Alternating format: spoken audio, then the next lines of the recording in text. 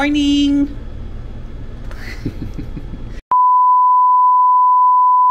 Hello, good morning guys! This is me again. Hello guys, good morning! Welcome back to my channel! Good morning Pilipinas! Good morning Saudi Arabia na inbag na malang or bigat kada kayo aming talaunyon, particularly in Luna.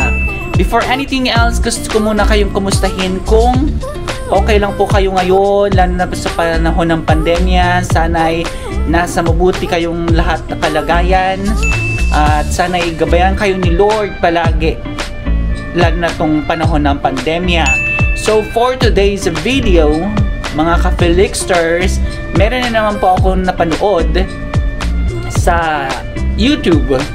Isa siya sa celebrity vlogger at siya ay Miss BEA ALONZO. Yes, you know her very well.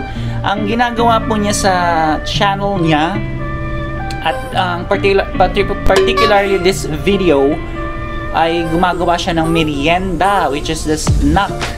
Ang snack na ito is ubi turon langka. So timing, because dito sa Saudi Arabia they are celebrating Ramadan month. It is a holy month at famous dito ang sambusa. So may gagawin akong twist. Instead of turon wrapper, gagamitin ko yung sambusa wrapper. Sana okay lang siya. Tapos instead of saging na saba, I'm going to use glutinous rice or malagkit rice. Yun ang gagamitin ko. Tsaka lalagyan ko rin siya ng cheese tsaka langka. So ano pa inihintay natin? Samahan niyo ulit po akong gawin itong merienda or snacks. Sana'y magustuhan niyo po. Tara na, umpisahan na natin! So meron po tayong malagkit na bigas o glutinous rice 4 cups. Meron po tayong ubi jam 340 grams. Wala po tayo yung nabibili sa Pinas na ubi condensed. So gagamit po tayo ng ubi jam. Sa fillings, gagamit po tayo ng cheese cut into cubes. Another fillings, langka. I-shred po natin yan mamaya. And then we have 2 coconut milk, 2 cans, and then 1 can of condensed milk. Okay, so ang una tayong gagawin is hugasan muna natin yung malagkit na bigas. Hugasan po natin siya ng 2 beses.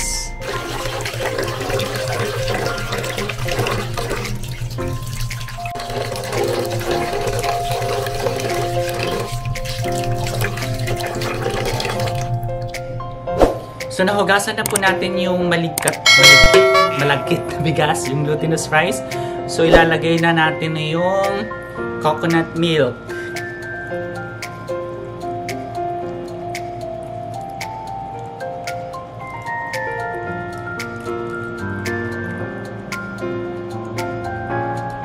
Dalawa po yun, ha?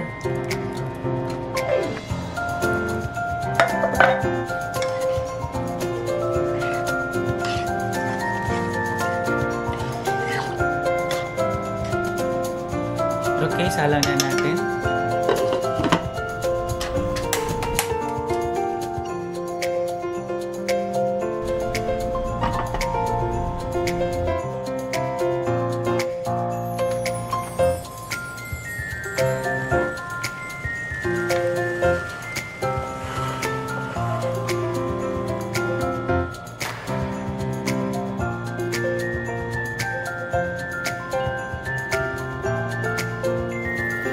Kailangan halu-haluin po natin siya para maiwasan natin masunog po yung ilalim.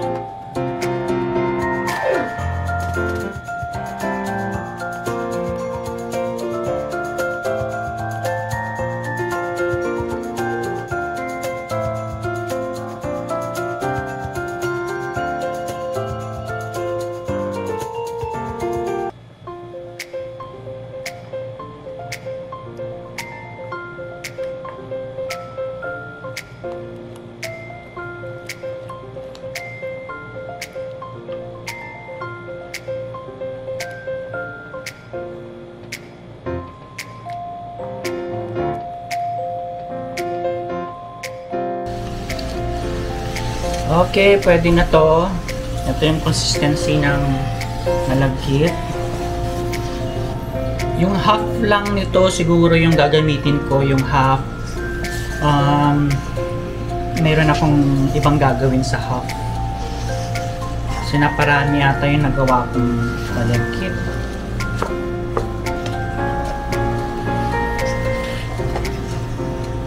Okay, so luto na ang ating malagkit.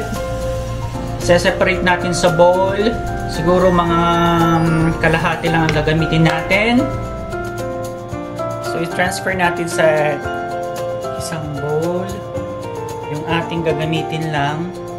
Kasi naparami ko siya.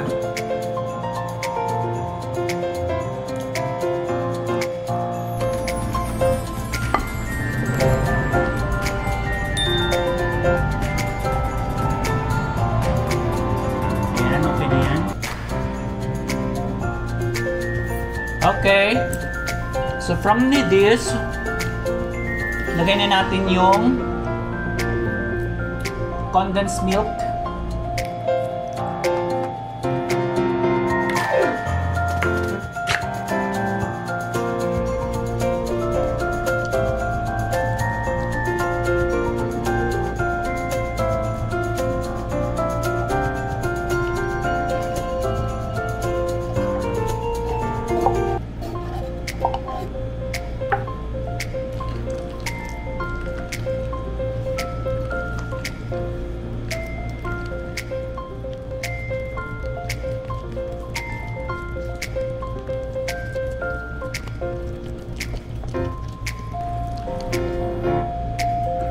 Ng ating ube jam.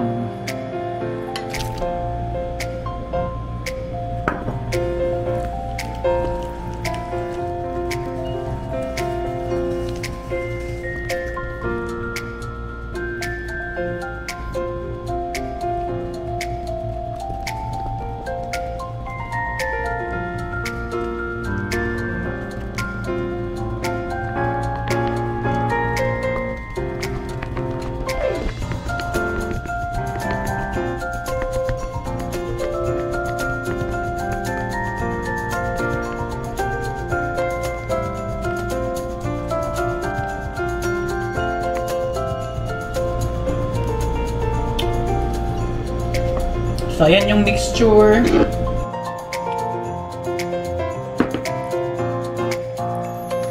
Ngayon, magbabalot na tayo. Okay, ito na nga. Magbabalot na tayo. Ito yung gagamitin kong pambalot. Ito po yung sa sambusa.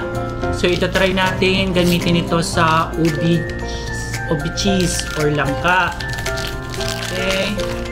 Ito po yung itsura niya. So, ito yung itsura niya. So, start na natin. Nga pala, itong pandikit po natin sa dulo, ay ginawa ko po siya, cornstarch tsaka mainit na tubig. Alam niyo yung paputok, yung 5-star? Parang ganun, gumagawa ka ng paputok.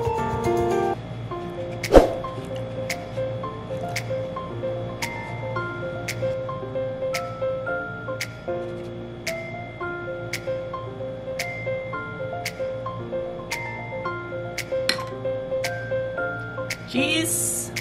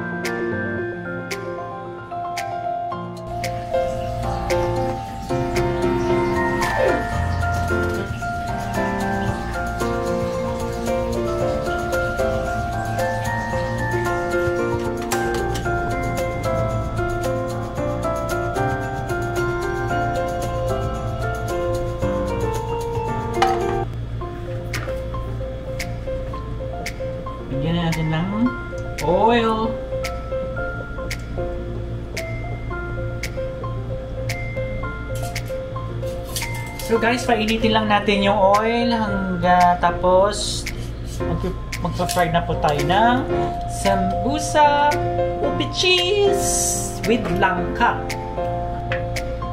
Okay, fry na.